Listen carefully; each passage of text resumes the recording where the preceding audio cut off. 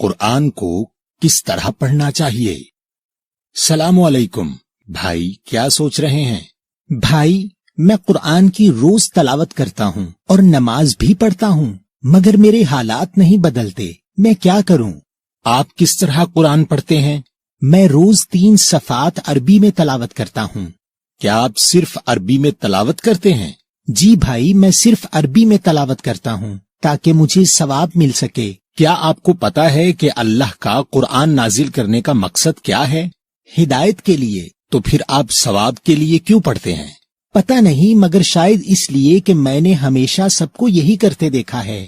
بھائی، یہ تو شیطان ہے جو آپ کو ثواب کے چکر میں لگا کر ہدایت لینے سے روکتا ہے۔ کیا آپ کو پتا ہے کہ پورے قرآن میں ایک آیت بھی ایسی نہیں جو کہے کہ قرآن پڑھنے کا کوئی ثواب ہے؟ بھائی، کیا واقعی پورے قرآن میں کوئی آیت بھی ایسی نہیں جو کہے قرآن پڑھنے کا کوئی ثواب ہے؟ جی میرے بھائی۔ تو پھر ہمیں قرآن کو کس طرح پڑھنا چاہیے؟ یعنی قرآن کو پڑھنے کا صحیح طریقہ کیا ہے؟ قرآن کو پڑھنے کا صحیح طریقہ سمجھنے کے لیے آپ کو قرآن کو پڑھنے کا مقصد سامنے رکھنا ہوگا۔ دیکھیں اللہ سورہ نمبر 38 اور آیت نمبر 29 میں قرآن پڑھنے کا کیا مقصد بتا رہے ہیں۔ کتاب انزلناہ الیک مبارک لیدبروا آیاتہ ولیتذکر اولو الالباب۔ ایک کتاب ہم نے نازل کی تیری طرف برکت والی، تاکہ وہ غور کریں اس کی آیتوں میں اور واسطے نصیحت کے جن کے پاس ہے عقل و سمجھ۔ اس آیت میں اللہ بتا رہے ہیں کہ قرآن پڑھنے کا مقصد ہونا چاہیے نصیحت حاصل کرنا، اور نصیحت ملے گی آیتوں میں غور کرنے سے۔ جی میرے بھائی، سورہ 3 کی آیت 7 کے مطابق قرآن میں 2 طرح کی آیات ہیں، محکم آیات اور متشابہ آیات۔ تو محکم آیات یعنی حکم والی آیات وہ ہیں جن سے آپ کو اپنے اعمال کے لیے نصیحت یا حکم لینا ہے، اور نصیحت لینے سے مراد یہ ہے کہ آپ یہ جانیں کہ آپ کی ذمہ داریاں کیا ہیں، اور وہ کیا عمل ہیں جو اللہ کو پسند ہیں، اور وہ کیا عمل ہیں جو اللہ کو ناپسند ہیں۔ اسی طرح آپ کو اپنی زندگی کے معاملات کیسے طے کرنے ہیں، مثلا میاں بیوی کے حقوق، والدین کے حقوق، کاروبار کے طریقے، مال کا خرچ اور کردار و اخلاق اور دیگر احکامات کے بارے میں جاننا ہی قرآن کی محکم آیات سے نصیحت حاصل کرنا ہے۔ یا اللہ، میں نے تو کبھی ایسا سوچا ہی نہیں کہ ہمیں قرآن سے اس قسم کی نصیحت لینی ہے۔ اور بھائی، یہ متشابہات والی آیتوں سے کیا مراد ہے؟ متشابہ کے معنی ملتی جلتی۔ اللہ نے ان آیات کو سورہ 39 کی آیت 23 میں احسن حدیث کہا ہے، اور حدیث کے معنی ہے واقعہ۔ تو اللہ نے متشابہات والی آیات اس لیے دی ہیں کہ ہم ان آیات میں دیے گئے واقعات کو اپنی ذات سے ملا کر دیکھیں اور اپنے لیے نصیحت تلاش کریں۔ دیکھیں اللہ سورہ نمبر 21 کی آیت نمبر 10 میں کیا کہہ رہے ہیں۔ لَقَدْ أَنزَلْنَا إِلَيْكُمْ كِتَابًا فِيهِ ذِكْرُكُمْ أَفَلَا تَعْقِلُونَ۔ بے شک نازل کی ہم نے تم سب کی طرف ایک کتاب، بیچ اس کے تم سب کا ذکر ہے، کیا نہیں تم عقل لیتے؟ اس آیت کے مطابق تو اللہ کی کتاب میں ہمارا ہی ذکر ہے۔ جی بھائی، تو اس آیت کے مطابق ہمیں اللہ کی کتاب میں اپنا ذکر تلاش کرنا ہے، یعنی اللہ کی کتاب کو کہانی کی کتاب نہیں سمجھنا، یعنی قرآن میں متشابہ آیات یعنی احسن حدیث پڑھتے ہوئے یہ نہیں سمجھنا کہ اللہ نے ہمیں یہ کتاب ماضی کے قصے پڑھنے کے لیے دی ہے، بلکہ یہ دیکھنا ہے کہ قرآن میں لکھی اس بات کا ہم سے کیا تعلق ہے، یعنی جو غلطی قرآن میں بیان لوگوں نے کی، کہیں ہم وہی غلطی دہرا کر انہی لوگوں میں شامل تو نہیں ہو رہے۔ یعنی جب قرآن میں کسی قوم یا لوگوں کا ذکر آئے تو اس کو صرف ماضی کا قصہ نہ سمجھیں بلکہ اپنی ذات سے جوڑیں۔ مثلا جب فرعون کا ذکر آئے تو سمجھیں کہ فرعون تو ایک اللہ کی آیات کے مقابلے میں تکبر کرنے والے کا کردار تھا، یہ اس دور میں بھی تھا اور ہر دور میں نظر آئے گا۔ हमें बस ये देखना है कि कहीं हम तो फिरौन नहीं बन रहे, यानी अल्लाह की आयत में दिए गए अल्लाह के हुक्म के मुकाबले में अपनी जाती राय को अहमियत देकर तकब्बुर तो नहीं कर रहे। तो मेरे भाई, इस तरह जब हम अल्लाह की आयत अपने जिक्र या नसीहत के लिए पढ़ेंगे तो ही हमें अल्लाह की किताब से हिदायत मिलेगी।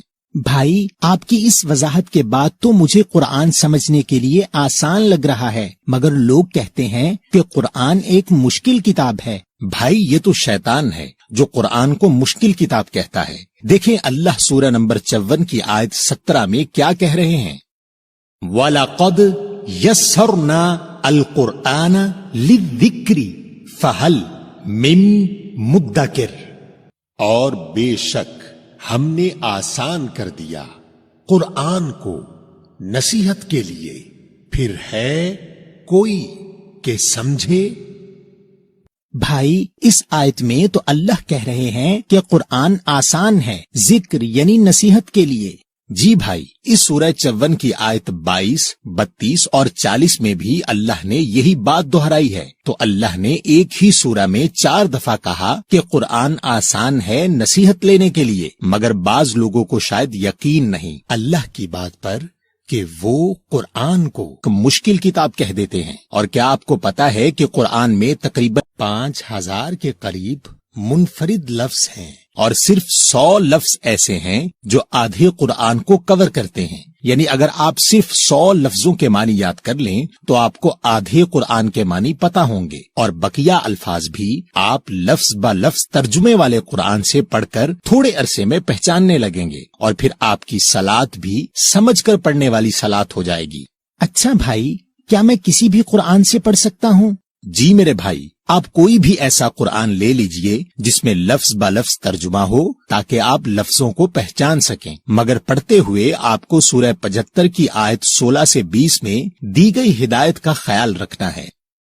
ला तुहर्रिक बिही लिसानका लिताजला बी इन्ना अलैना जम्अहू व कुरआना फइज़ा क़रअनाहू फत्तबि' कुरआना सुम्मा इन्ना अलैना बयाना कल्ला बल तुहिब्बूना अल आजिला, नहीं तुम हरकत दो इसके साथ अपनी जबान को जल्दी के लिए इसके साथ, बेशक हमारे जिम्मा है इसका जमा करना और पढ़ा देना, फिर जब हम इसको पढ़ाएं बस अमल करो इस पढ़ाए हुए पर, फिर बेशक हमारे जिम्मा है इसका बयान करना, हरगिज नहीं बल्कि तुम मोहब्बत करते हो जल्दी वाली से।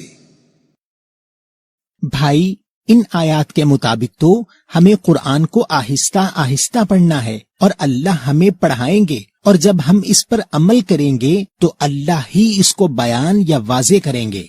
जी भाई, आपकी तवज्जो इस बात पर नहीं होनी चाहिए कि कितना कुरान रोज पढ़ा, बल्कि आपकी तवज्जो इस बात पर होनी चाहिए कि आज कुरान से किस बात पर नसीहत ली और आज तक जितनी नसीहत ली उस नसीहत पर कितना अमल किया। और भाई, अल्लाह कुरान को बयान किस तरह करते हैं?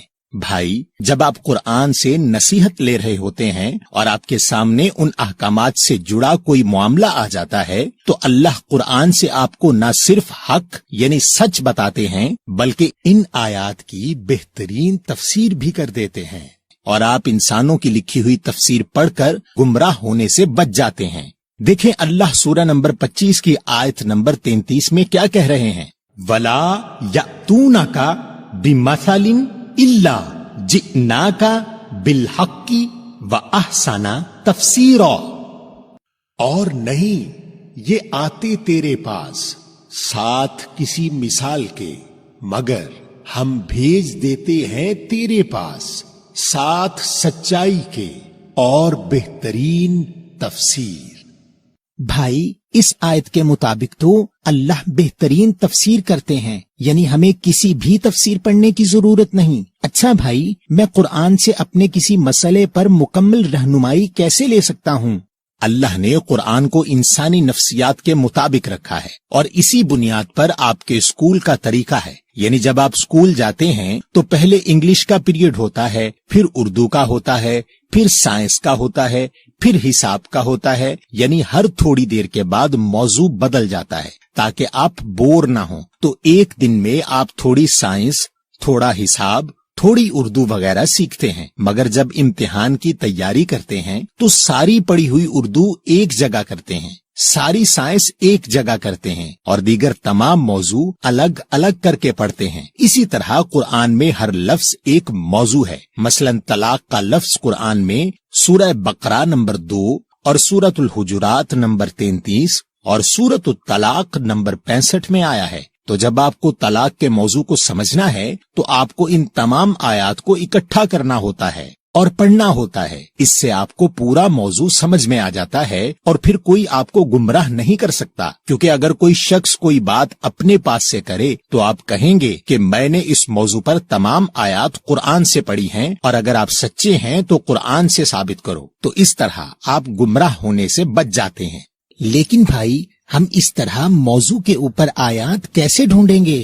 بھائی یہ بہت آسان ہے. اب بازار میں ایسی کتابیں مل جاتی ہیں اور موبائل ایپ بھی دستیاب ہیں جو ہر لفظ کے اوپر تمام آیات دکھا دیتی ہیں، جو آپ کسی بھی لفظ با لفظ ترجمے والے قرآن سے پڑھ سکتے ہیں. اور بھائی قرآن پڑھنے کا بہترین وقت کیا ہے؟ آپ سورہ نمبر 73 کی آیت 1 سے 4 تک اور سورہ نمبر 17 آیت نمبر 78 دیکھیں. یا ایہا المزمل قمی اللیل الا قلیلا نصفہ اوی انقص منہ قلیلا او زد علیہ ورتلی القرآن ترتیلا. اے لپیٹنے والے قیام کر رات کو، مگر تھوڑا سا حصہ، اس کی آدھی 12 بجے، یا کم کر دو اس میں سے تھوڑا سا یا زیادہ، اس پر اور پڑھا کرو قرآن کو ٹھہر ٹھہر کر.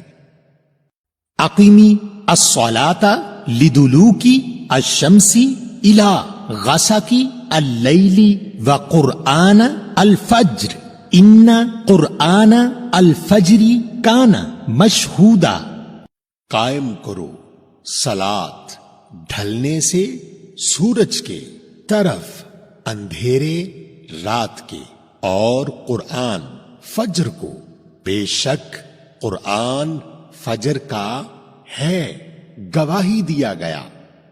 بھائی اللہ نے قرآن پڑھنے کے 2 بہترین وقت بتائے ہیں. ایک جب رات ہو جائے تو پڑھیں، چاہے رات 12 بجے تک پڑھیں یا چاہیں تو تھوڑا کم یا تھوڑا زیادہ کر لیں، اور دوسرا فجر کا وقت. جی بھائی، ان دونوں اوقات میں آپ دنیاوی مصروفیات سے فارغ ہوتے ہیں اور اللہ کی کتاب کو توجہ سے پڑھ سکتے ہیں. اور یاد رکھیں کہ قرآن دنیا کی وہ واحد کتاب ہے جو آپ پر فرض ہے ہدایت کے لیے. دیکھیں اللہ آپ کو سورہ نمبر 28 اور آیت نمبر 85 میں کیا کہہ رہے ہیں. ان الذی فرض علیک القرآن لرادک الی معاد قل ربی اعلم من جاء بالہدی ومن ہوا فی ضلال مبین. بے شک جس نے فرض کیا تم پر قرآن، وہ تمہیں پھیر لائے گا طرف منزل کے. کہہ دو میرا رب جانتا ہے کون آیا ساتھ ہدایت کے اور کون ہے جو بیچ گمراہی میں واضح. بھائی آپ کا بہت شکریہ کہ آپ نے بتایا کہ قرآن ہم پر فرض ہے ہدایت لینے کے لیے، اور ہمیں ہدایت تب ملے گی جب ہم آیات کو آہستہ آہستہ اور اپنی ذات سے جوڑ کر نصیحت لینے کے لیے پڑھیں گے کسی بھی لفظ با لفظ ترجمے والے قرآن سے. تو پھر ہمیں علم دینا اللہ کی ذمہ داری ہے اور ہمیں ملی ہوئی نصیحت پر عمل کرنا ہے. جی میرے بھائی، اب آپ اس پیغام سے دوسروں کی آگاہی کے لیے اس کو شیئر بھی کر دیجئے گا.